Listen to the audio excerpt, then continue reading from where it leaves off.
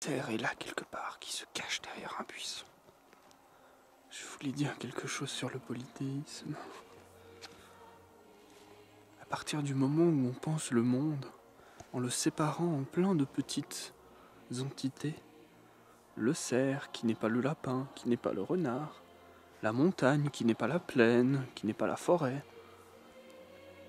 c'est une forme de pensée qui est la pensée polythéiste. Le polythéisme, c'est cela. C'est cela que de penser le monde comme un polythéiste. Et qu'est-ce que c'est de penser le monde comme un monothéiste ? C'est la même chose, mais aboutir à une catégorie qui est l'ensemble de tout, qui est le monde, qui est l'univers, qui est la nature, selon Spinoza, qui est l'ensemble de tout.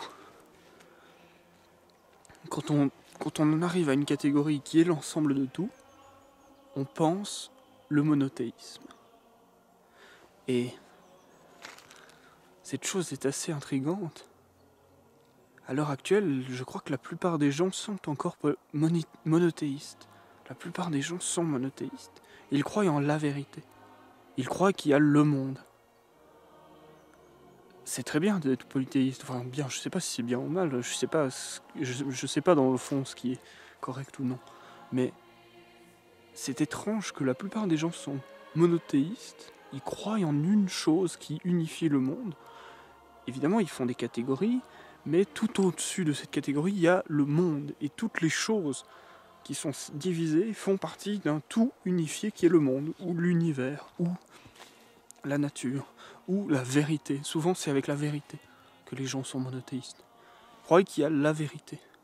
Derrière tous les points de vue subjectifs, toi tu as ton point de vue, moi j'ai mon point de vue, mais tout de même se cache globalement derrière tout ça une vérité. Il n'y en a qu'une. Et nous, on a des points de vue un peu faux, mais il y a la vérité. Et ça, c'est une pensée monothéiste. Et je trouve ça intriguant que, à l'heure actuelle, les gens considèrent qu'ils sont plus croyants. Ils ne considèrent qu'ils croient en rien. Mais la plupart sont dans l'erreur. Ils sont dans l'erreur de... Ils ne savent pas, ils ne comprennent pas les choses auxquelles ils croient. Ils croient en une chose universelle, mais ils prétendent ne pas y croire. Et pourtant, ils y croient. On vit vraiment dans une époque, presque une sorte d'âge sombre, un âge sombre de la croyance, où les gens ne savent même pas qu'ils croient. Ils ne se rendent pas compte qu'ils croient. Et c'est peut-être à cause de cette notion qui me paraît de plus en plus terrible, qu'est le savoir. Les gens savent, mais c'est incroyablement présomptueux et c'est de l'ordre presque de la plus haute folie que de prétendre savoir. Prétendre savoir, c'est la chose la plus déraisonnable, on pourrait dire. Et pourtant, c'est par la raison qu'ils finissent par prétendre savoir. Alors que quelqu'un qui aurait vraiment... C'est presque un manque d'imagination, il y a un manque de performance intellectuelle.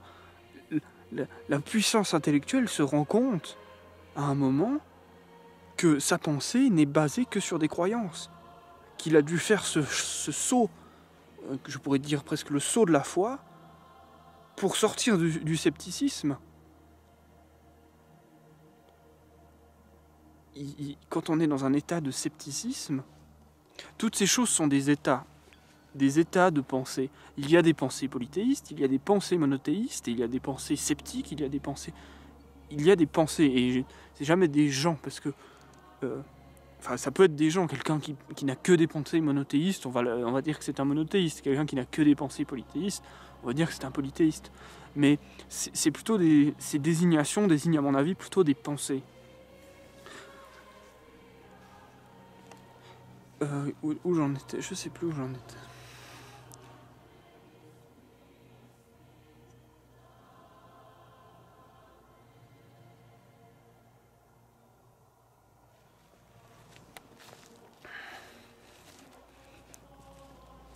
Le savant contre le croyant. À l'heure actuelle, on estime que le savant, il est fiable, alors que le croyant, c'est un espèce d'hurluberlu fou. Le savant, celui qui sait, il prétend savoir. Mais s'il est persuadé de savoir, mais c'est un fou furieux. Alors que le croyant, lui, il sait bien qu'il a dû faire ce saut de la foi. Pour croire, c'est une croyance. Il n'a rien qui lui a permis de construire sa chose en entier. Et donc, ce que je dis là, ça marche à la fois pour quelqu'un qui se revendiquerait chrétien, qui dirait « je sais que Dieu existe ». Mais lui, c'est une folie. C'est une folie. Et sans parler qu'à mon avis, même pour un chrétien vraiment instruit dans la chrétienté, dire « je sais que Dieu existe », c'est à mon avis une folie. Mais enfin, j'aime pas dire folie, parce que justement, j'ai toujours fait cet éloge de la folie. Mais je pense justement, la société a inversé la chose et considère que le savant, c'est à lui qu'on doit donner du crédit, alors que le croyant, c'est une sorte de fou. Mais je pense que c'est l'inverse.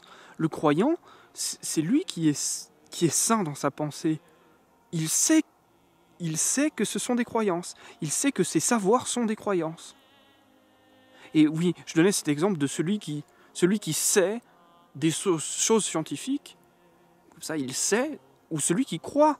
Il croit que, effectivement, si on base notre raisonnement là-dessus, on peut dire cela. Mais c'est une croyance, contre celui qui dit qu'il sait. Et ça marche pareil pour la religion. Celui qui sait que Dieu existe, ce n'est pas le même que celui qui croit que Dieu existe. Celui qui croit que Dieu existe, c'est un croyant. L'autre, c'est un savant. Mais le savoir, c'est une chose extrêmement présomptueuse. Extrêmement présomptueuse. Et là, à mon avis, à la fois les chrétiens instruits et, j'aime pas ce mot, mais saints, enfin oui, j'aime bien ce mot, mais il est un peu ambigu, mais ils vont dire, oui, effectivement, le savoir, c'est un problème, on se surestime quand on dit qu'on sait. Non, il faut dire je crois.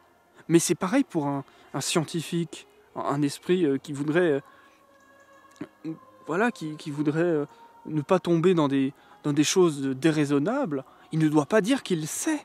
Quand on dit je sais, à part dans le vocabulaire courant évidemment, mais quand on pense à des choses, quand on pense décrire le monde ou décrire la nature, décrire des choses comme ça, dire je sais, c'est vraiment très très présomptueux, c'est extrêmement présomptueux, c'est même plus qu'extrêmement, c'est présomptueux, c'est la chose la plus présomptueuse qu'il y a. Puisque personne ne peut savoir. Les gens croient. Nous croyons. Nous croyons. Et certains oublient qu'ils croient. Et ceux-là, ce sont des fous égarés, à mon avis. Et ceux-là se trouvent parmi les chrétiens, mais à l'heure actuelle, extrêmement nombreux parmi les rationalistes, scientifiques, tout ce que vous voulez comme nom à donner à ces gens.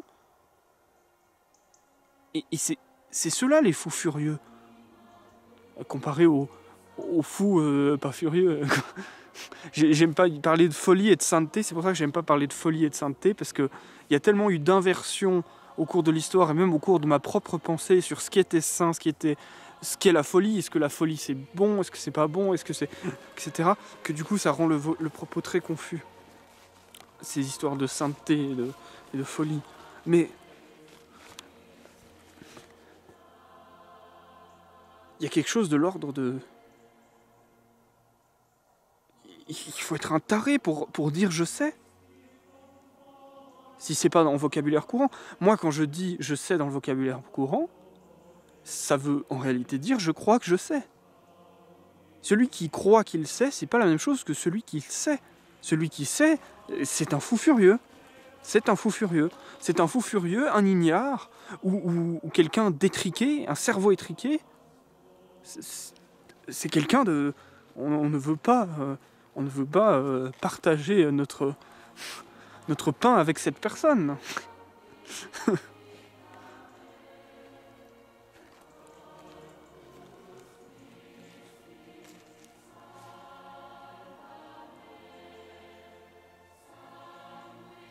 Ouais.